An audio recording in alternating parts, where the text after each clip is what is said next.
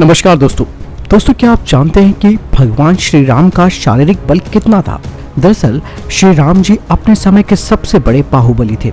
रामायण की शुरुआत में ही महर्षि वाल्मीकि राम जी के शरीर का वर्णन करते हुए कहते हैं कि श्री राम जी का सीना उभरा हुआ, कंधे चौड़े, भुजाएं घुटनों तक लंबी लंबी, माथा चौड़ा, गर्दन शंख के समान है, उनकी छाती कठोर है, उनके शरीर के अंगों का विन्यास सम है।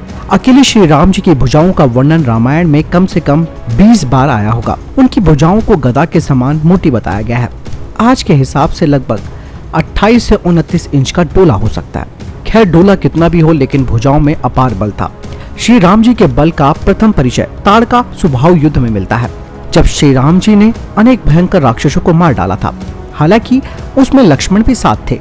श्री राम जी के शारीरिक बल का दूसरा उदाहरण शिव धनुष तोड़ने से मिलता है। वो धनुष इतना भारी और मजबूत था कि लोहे के संदूक में रखकर उसे लाया गया था, जिसमें 8 लोहे के पहिए लगे थे। उस विशाल धनुष को आर्यवर्त का कोई बली योद्धा अब तक नहीं उठा पाया था, लेकिन श्री राम जी ने बड़ी आराम से उस धनुष को उठाकर उस पर चाप भी चढ़ा डाली। परशुराम जी को भी आश्चर्य इसीलिए हुआ। उन्होंने श्री राम जी से अपने विशाल धनुष पर चाप चढ़ाने को कहा था। यहाँ पर दोस्तों ये सोचना चाहिए कि जिस धनुष को परशुराम श्री राम जी के बल को मापने का पैमाना बना रहे हैं, वो धनुष कितना भारी भरकम और विशाल होगा। श्री राम ने परशुराम के उस विशाल धनुष पर बड़े आराम से चाप चढ़ा दी। ये देखकर परशुराम जी चकित रह गए।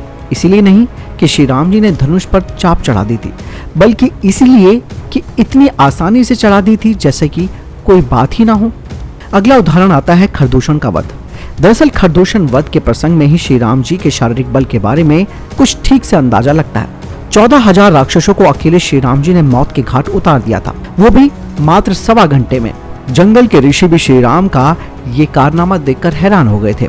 श्री राम जी इतनी फुर्ती से बाण चलाते थे कि या तो केवल तरकश में दिखता था या सीने में घुसा हुआ दिखता था। कब निकला, कब धनुष पर चढ़ा और कब मारा, इसका पता नहीं चलता था।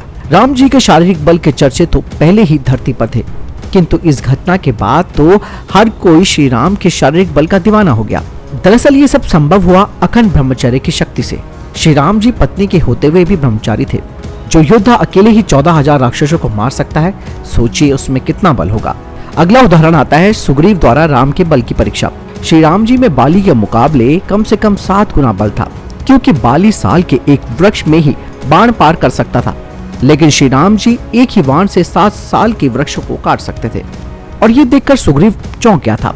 लोग कहते हैं कि फिर भी श्री राम ने बलि को छुपकर क्यों मारा, तो इसका उत्तर ये है कि उस समय राजनीतिक परिस्थिति कुछ ऐसी फंसी थी कि भगवान श्री राम को बाली को छिपकर मारना पड़ा। श्री राम जी ने कहा था कि जिस दिन रावण मेरे सामने आया उसी दिन उसका अंत समझो।